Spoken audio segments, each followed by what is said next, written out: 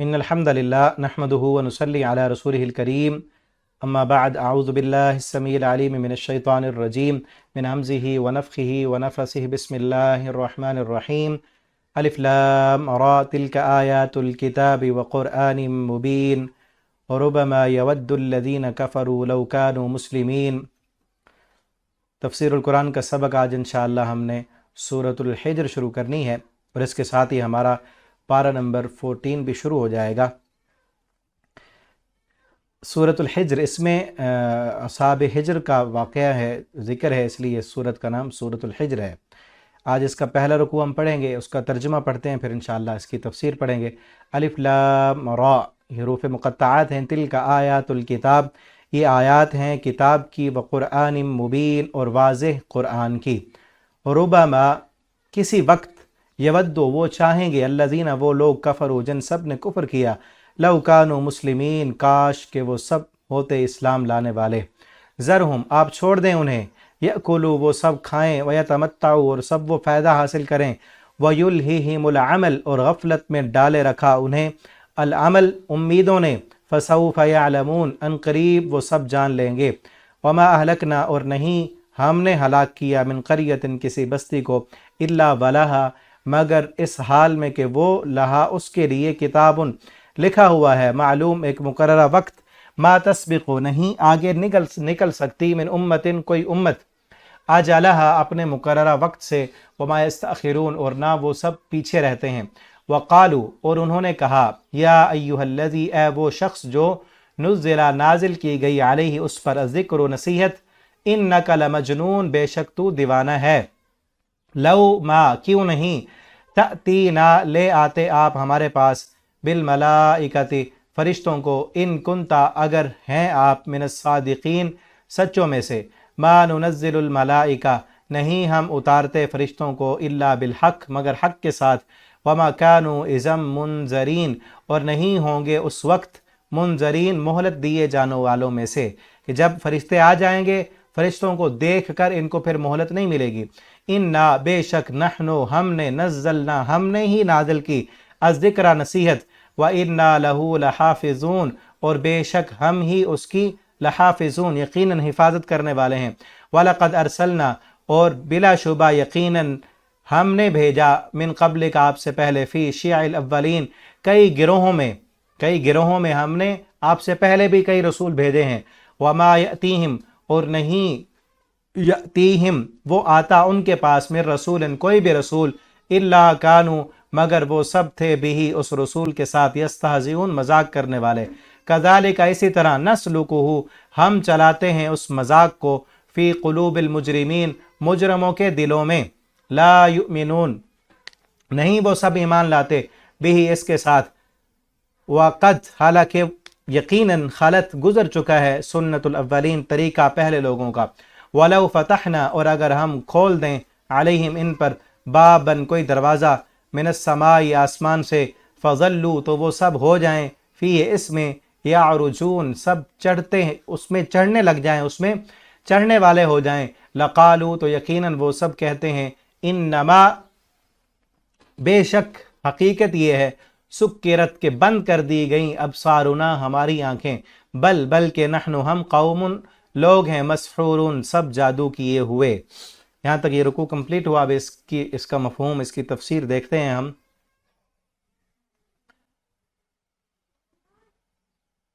اللہ فرماتے ہیں شروع میں، الف لام را، یہ ہم پہلے بھی پڑھ چکے ہیں، حروف مقطعات ہیں، جن کا معنی جو ہے اللہ رب العالمین کے علاوہ کوئی نہیں جانتا۔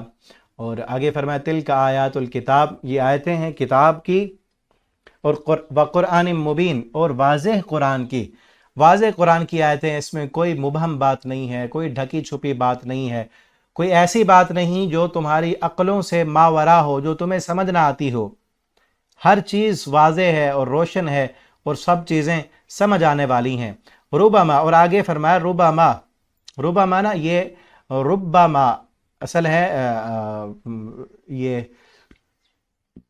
حرف جر ہے، یہ کسی وقت کے لیے بھی آتا ہے اور اکثر اوقات کے لیے بھی آتا ہے، یعنی اس کے دو معنی ہیں، کہ بسا اوقات یا اکثر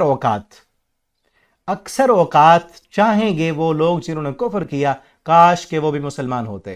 یعنی وہ وقت آنے والا ہے کہ جن وقتوں میں یہ خواہش ظاہر کریں گے کہ کاش یہ بھی مسلمان ہوتے, کاش یہ بھی فرما بردار ہوتے, کاش یہ بھی اپنے رسولوں کے احکامات کو مان لیتے اور اللہ کی فرما برداری کر لیتے. وہ وقت کب آئیں گے؟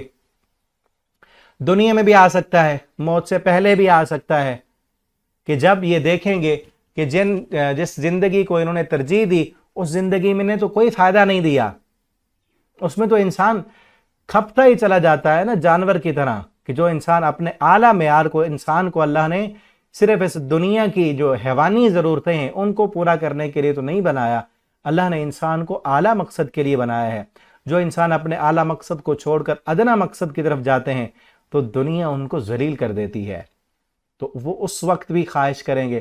لیکن اگر دنیا میں چاہے وہ عیش و آرام میں زندگی بسر کرتے رہیں, موت کے وقت تو چاہیں گے نا کاش کہ وہ بھی مان لیتے.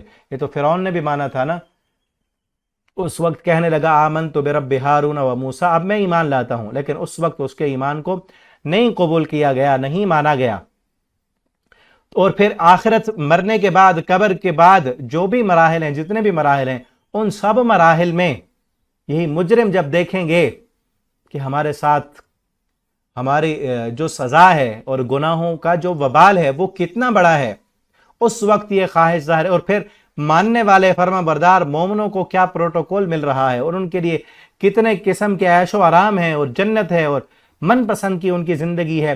ان ساری چیزوں کو جب وہ دیکھیں گے تو چاہیں گے, خواہش ظاہر کریں گے کاش وہ بھی فرما بردار ہوتے, کاش وہ بھی مسلمان ہوتے. اللہ نے وہ ساری چیزیں ہمیں دنیا میں دکھا دی ہیں. ہمیں دنیا میں چاہیے کہ ہم اللہ کے فرما بردار بن کر فرما برداری والی زندگی اختیار کر لیں, تاکہ قیامت کو ہمیں یہ حسرت نہ کرنی پڑے. ٹھیک ہے نا, اللہ نے دنیا میں بتا دیا ہے کہ جو لوگ اس زندگی کو ترجیح دیتے ہیں, اس دنیا کو ترجیح دیتے ہیں اور اس دنیا کے عیش و آرام کے پیچھے بھاگتے رہتے ہیں, آخرت ان کے ذہنوں میں نہیں ہوتی, آخرت کی کوئی تیاری نہیں کرتے, ان کو کبھی کوئی پرواہ ہی نہیں کہ ہم نے ایک دن مر جانا ہے اور ہم نے اللہ کے حضور پیش ہونا ہے. تو ایسے لوگ دنیا میں بھی کئی وقت ایسے آنے والے ہیں کہ وہ خواہش ظاہر کریں گے کاش ہم مسلمان ہوتے, کاش ہم فرما بردار ہوتے, کاش ہم بھی اسلام والی زندگی کو اپنا لیتے. بلکہ اس پر مجھے ایک واقعہ یاد آیا.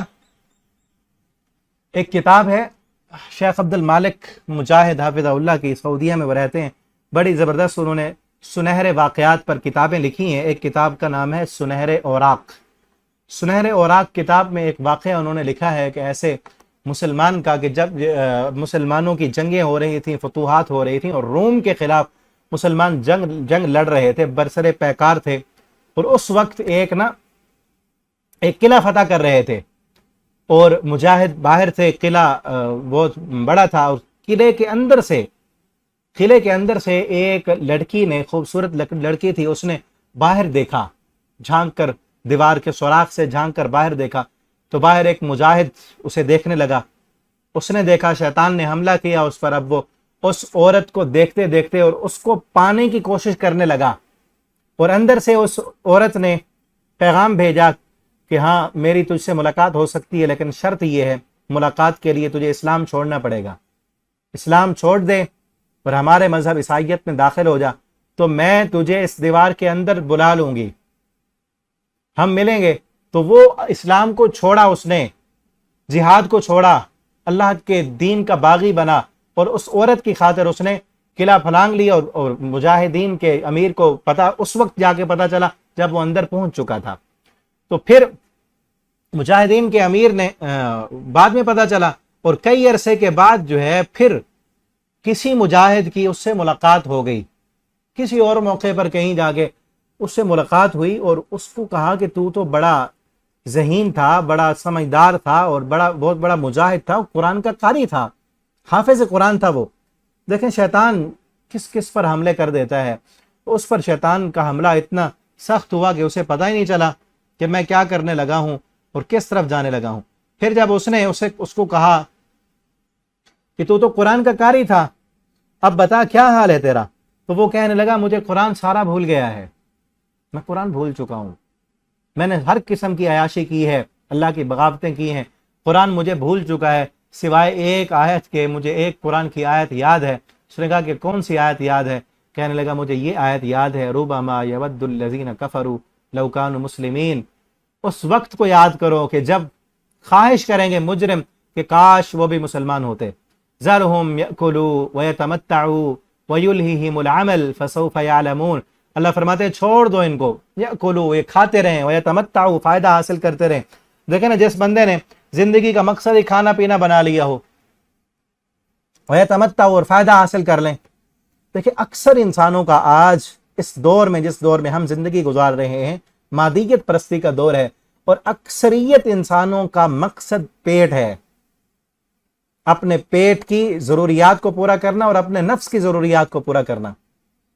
اکثر انسانوں کی زندگی کا مقصد پیٹ بن چکا ہے۔ اب اس پیٹ میں صرف یہ نہیں کہ کھانا کھانا ہے، اس پیٹ کی عیاشیاں، طرح طرح کی لذتوں کے سامان، جسم کو راحت پہنچانے کے سامان، ان کو تیار کرنا اور ان کی کوشش کرنا، اور پھر جنسی خواہش کی تسکین کے لیے انسان دوڑا جا رہا ہے، جو جانوروں کی ضروریات تھیں۔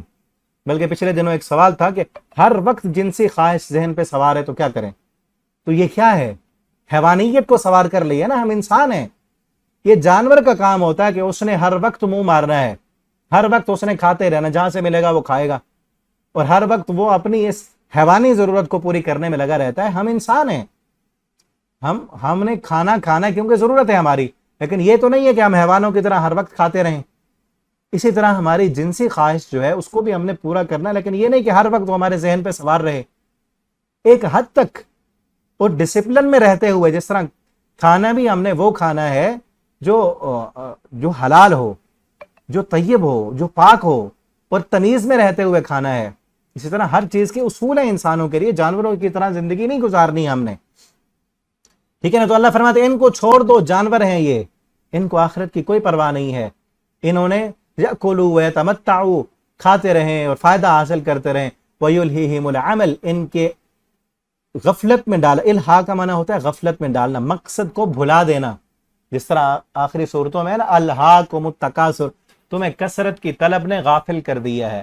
الہا یلہی کا معنی ہوتا ہے مقصد کو بھلوا دینا، کہ ان کو بھلا دیا ہے، ان کے مقصد کو یہ بھول چکے ہیں۔ کس چیز نے بھلایا ہے؟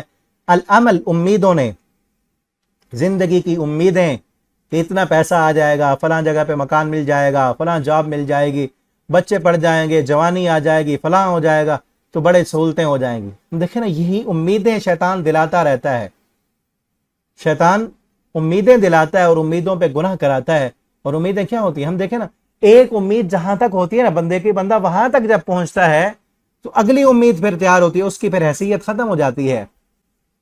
امید تھی پہلے کئی نوجوانوں کی کہ جب بڑے ہو جائیں گے، جب بچپن میں تھے، جب بڑے ہو جائیں گے تو ساری سہولتیں مل جائیں گی، پڑھ جائیں گے، یہ پیپر، یہ پڑھنا، یہ سبق یاد کرنا، یہ سارے ان جھنجھٹوں سے نکل جائیں گے، شادی ہو جائے گی، خوشی کی زندگی ہو جائے گی، سارے دکھ جو ہیں وہ ٹل جائیں گے۔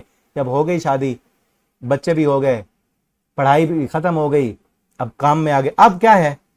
اب کچھ امیدیں آگے ہیں اور کچھ پیچھے ماضی کے خواب ہیں۔ وہ پرانا دور تو اچھا تھا نا، جب کوئی پوچھنے والا نہیں تھا، کھیل کود تھی اور مزے تھے، ٹھیک ہے؟ اب تو ایسے لگتا ہے نا۔ اور پھر اگلی امیدیں بھی ہیں، اسی پر ہی شیطان نے انسان کو لگایا ہوا ہے۔ اللہ فرماتے ہیں ان امیدوں نے ان کو غافل کر دیا ہے۔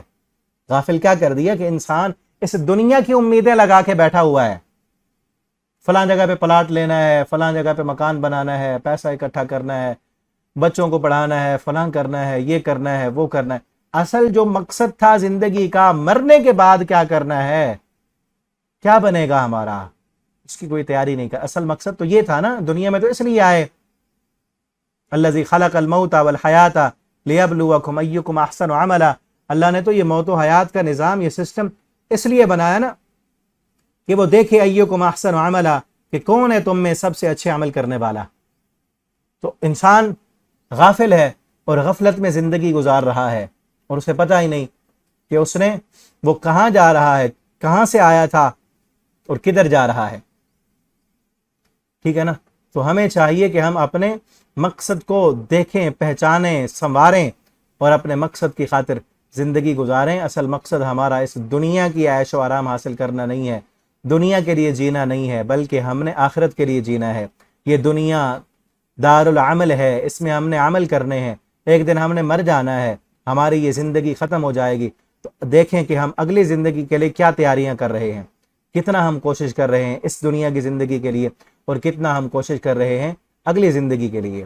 ابھی جو میں نے آپ کو ایک واقعہ بتایا نا، وہ یہ کتاب ہے سنہرے اوراق، یہ PDF میں میرے پاس تھی، پہلے اوپن نہیں ہو رہی تھی، تو ابھی یہ اوپن ہوئی۔ اس کے نا آخر میں ہے تقریباً وہ واقعہ، اگر آپ کہیں گے تو یہ بک بھی آپ کو میں سینڈ کر دوں گا۔ تو ذرہم یأکلوا ویتمتعوا ویلہہم العمل فسوف یعلمون، ان قریب یہ جان لیں گے، جب موت آئے گی نا تو ان کو پتہ چل جائے گا کہ ہم کن امیدوں میں جیتے رہے، اصل زندگی کیا تھی، ہم نے زندگی کو کہاں کھپا دیا۔ ٹھیک ہے نا، آگے اللہ فرماتے ہیں وما اہلکنا من قریہ، اور نہیں ہم نے ہلاک کیا کسی بھی بستی کو، الا ولہا کتاب معلوم، مگر اس کے لیے ایک مقررہ وقت تھا۔ ہر بستی کے لیے ایک مقررہ وقت تھا، جو وقت ان کو دیا گیا تھا، اس میں ان کے پاس رسول بھی آئے، انہوں نے سمجھایا بھی صحیح، ان کو نشانیاں بھی دکھائی گئیں، اور ان کو وارننگ بھی دی گئی کئی مرتبہ، لیکن وہ نہیں ہٹے پیچھے، تو جب مقررہ وقت آ گیا تو ان کو ختم کر دیا گیا۔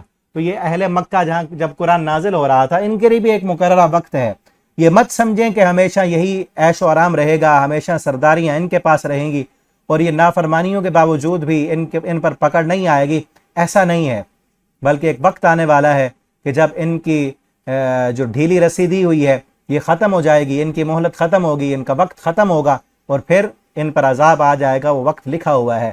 ما تسبق من امت اجلھا، کوئی بھی قوم، کوئی بھی امت، ایک قوم کا وقت ہوتا ہے، ہر قوم کا ایک وقت ہوتا ہے، اور ایک فردن بھی وقت ہوتا ہے کہ جس انسان کی موت ہوگی اس کا وقت ختم ہو گیا، اور پوری کی پوری قوم اس کا بھی ایک وقت ہوتا ہے۔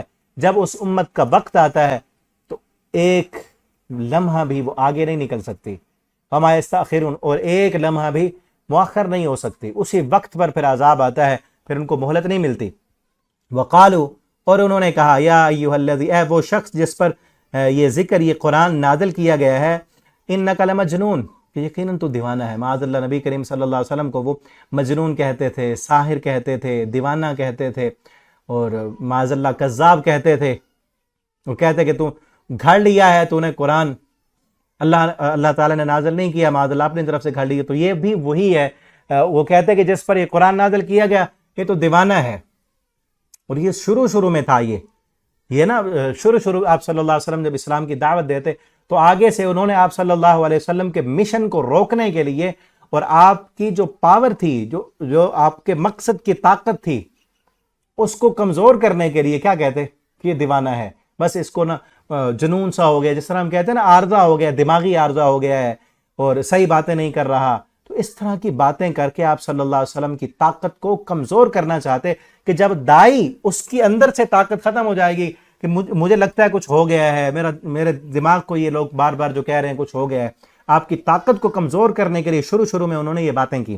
لیکن جب دیکھا کہ یہ باتیں تو بڑھتی جا رہی ہیں، آپ صلی اللہ علیہ وسلم رکنے والے نہیں ہیں، یہ طوفان تھمنے والا نہیں ہے، تو پھر انہوں نے اگلے مرحلے پر آپ صلی اللہ علیہ وسلم کو تو کچھ نہیں کہہ سکتے تھے، آپ کے صحابہ کو جو ماننے والے تھے ان پر ظلم و ستم شروع کر دیے، ٹھیک ہے نا۔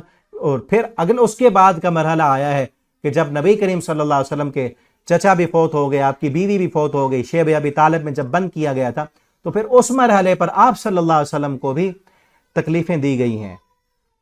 لیکن اس سے پہلے شروع دور میں آپ صلی اللہ علیہ وسلم کو زبانی کلامی تو آپ صلی اللہ علیہ وسلم کو کہا گیا ہے ساحر، مجنون، دیوانہ، تو یہ اس وقت شروع دور کی بات ہے، اور اس وقت یہ صورت نازل ہوئی ہے جب مخالفت زوروں پر تھی، ٹھیک ہے۔ نبی کریم صلی اللہ علیہ وسلم کو باتیں کر رہے تھے، اور آپ صلی اللہ علیہ وسلم کے صحابہ پر بھی انہوں نے ظلم و ستم شروع کر دیے تھے۔ آگے اللہ فرماتے لو ما تأتینا بالملائکہ، وہ کہتے ہیں کہ اس پر کیوں فرشتے نازل نہیں ہوتے، وہ کہتے کہ اگر آپ صلی اللہ علیہ وسلم سچے ہیں تو آسمان سے فرشتے نازل ہوں، یا آپ کے لیے محل بن جائے سونے کا، آپ کے لیے باغ ہو، اس میں نہریں جاری ہوں، طرح طرح کے مطالبات کرتے۔ اس پر فرشتہ آئے آسمان سے، وہ کتاب لے کر آئے اور آ کر کہے کہ یہ اللہ کے رسول ہیں، پھر ہم مانیں گے۔ اللہ فرماتے ہیں ان کنت من الصادقین، اگر یہ سچوں میں سے ہے تو پھر فرشتہ نازل کیوں نہیں ہوتا؟ اللہ فرماتے ہیں ما ننزل الملائکۃ الا بالحق، ہم نہیں اتارتے فرشتوں کو مگر حق کے ساتھ۔ حق کا مطلب کیا ہے کہ فرشتے اس لیے نہیں آتے کہ آ کر تمہیں کہیں کہ یہ رسول ہیں مان لو، فرشتے تو نازل ہوتے ہیں عذاب دینے کے لیے۔ پھر جب فرشتے آئیں گے نا پھر تمہیں یہ نہیں کہا جائے گا کہ مانو. فرشتے آئے تھے پہلے قوموں کے واقعات نہیں پڑھے تم نے؟ لوط علیہ السلام کے پاس فرشتے آئے تھے تو پھر انہوں نے ان کو یہ نہیں کہا کہ مان لو, انہوں نے آ کر روکا نہیں ان کو کہ ان غلط کاموں سے باز آ جاؤ, وہ تو عذاب لے کے آئے تھے. پھر فرشتے جب آتے ہیں تو پھر فیصلہ کر دیا جاتا ہے, پھر آگے عذاب آتا ہے. وما کانوا اذا منذرین, پھر اس وقت وہ مہلت دیے جانے والوں میں سے نہیں ہوتے.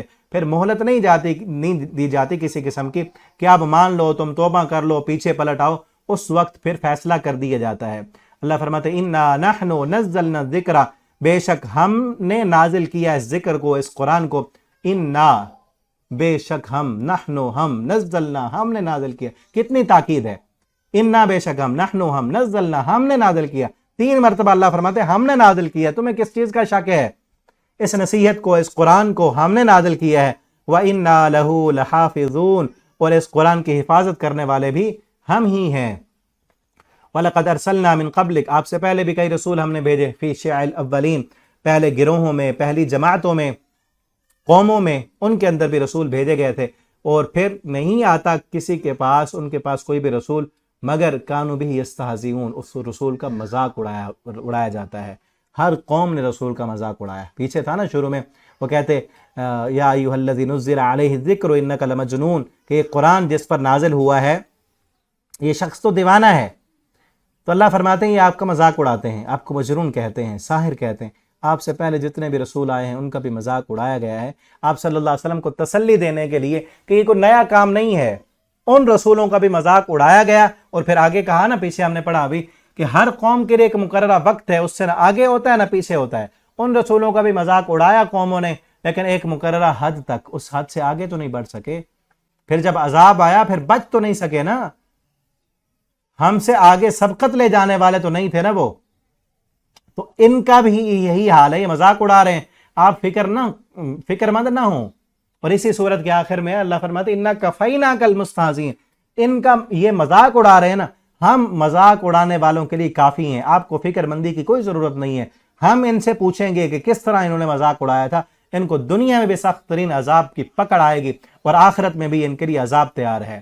اللہ فرماتے ہیں کذالک نسلکہ, ہم اسی طرح ہم چلاتے ہیں اس مذاق کو فی قلوب المجرمین, مجرموں کے دلوں میں, کہ جو مجرم ہوتے ہیں, جو باغی ہوتے ہیں, وہ اس طرح کا مذاق کرتے رہتے ہیں. لا یؤمنون بہ, وہ ایمان نہیں لاتے. وقد خلت سنت الاولین, پہلے طریقہ گزر چکا ہے کہ اس طرح کے لوگ, تمسخر کرنے والے, مذاق کرنے والے, یہ ایمان نہیں لائیں گے. آپ ان کے لیے فکر مند نہ ہوں, ان کے لیے تو عذاب تیار ہے.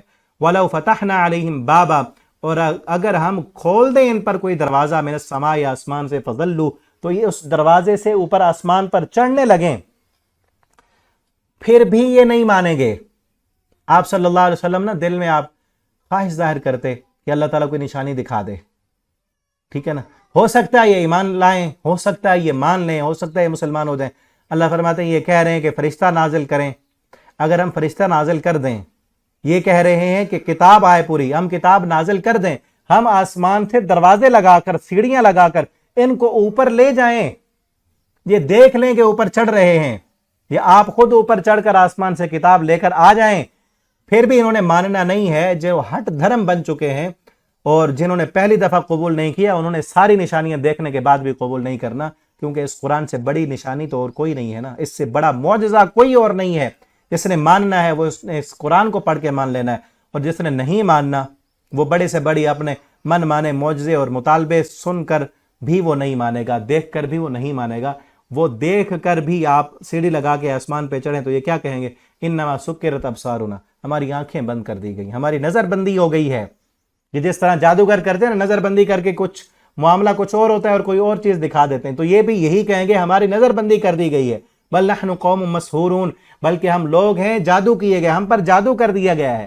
پھر بھی یہ نہیں مانیں گے. جو قرآن اتنا بڑا معجزہ, اس کو جو جادو کہہ رہا ہے, اتنی بڑی کتاب, اتنا بڑا معجزہ, اس کو دیکھ کر بھی کہتے ہیں عاجز کر دینے والی کتاب ہے نا, اتنے بڑے کلام کے ماہر اس جیسی کلام نہیں بنا سکتے, اس کو وہ کہہ رہے ہیں کہ یہ جادو ہے. معاذ اللہ, نبی کریم صلی اللہ علیہ وسلم اپنی طرف سے بناتے ہیں آپ جادوگر ہیں, آپ مجنون ہیں, آپ دیوانے ہیں. جو اس قرآن کو جادو کہہ رہا ہے تو وہ یہ ظاہری معجزے دیکھ کر بھی کہے گا نحن مسحورون, ہم پر جادو کر دیا گیا ہے, وہ پھر بھی نہیں مانے گا. جس نے ماننا ہے اتنا بڑا معجزہ اس کو دیکھ کر ہی مان لے گا، اور جس نے نہیں ماننا وہ منہ مانگے مطالبے دیکھ کر، منہ مانگے معجزے دیکھ کر بھی اس نے نہیں ماننا۔ ٹھیک ہے، تو یہاں تک یہ رکوع کمپلیٹ ہوا۔ آگے انشاءاللہ اگلے سبق میں ہم پڑھیں گے۔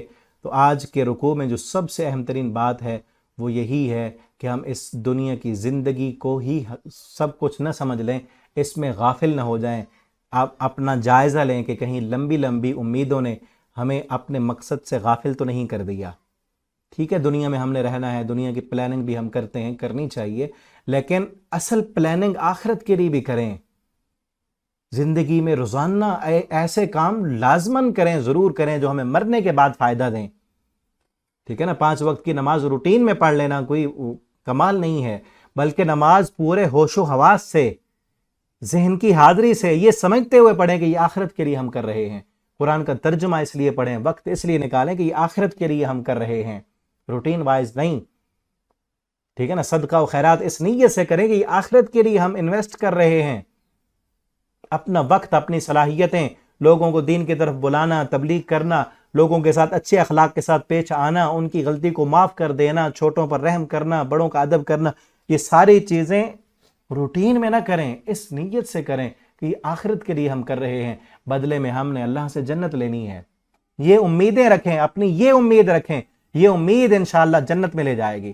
اور صرف دنیا کی امیدیں، عیش و آرام کی امیدیں، فلاں ہو جائے گا، یوں ہو جائے گا تو زندگی سنور جائے گی، تو یہ امیدیں ہی رہیں گی، یہ امیدیں پھر ختم نہیں ہوں گی۔ اصل اپنی آخرت کے لیے جئیں، آخرت کی زندگی کے لیے کوشش کریں، اور دنیا کی جھوٹی امیدوں میں نہ جئیں۔ اللہ رب العالمین سے دعا ہے اللہ تعالی ہم سب کو قرآن پڑھنے کی توفیق عطا فرما دیں، اللہ ہمیں آخرت کی تیاری کرنے والا بنا دیں، اور اللہ رب العالمین ہمیں اپنی آخرت کی فکر کرنے والا بنا دیں۔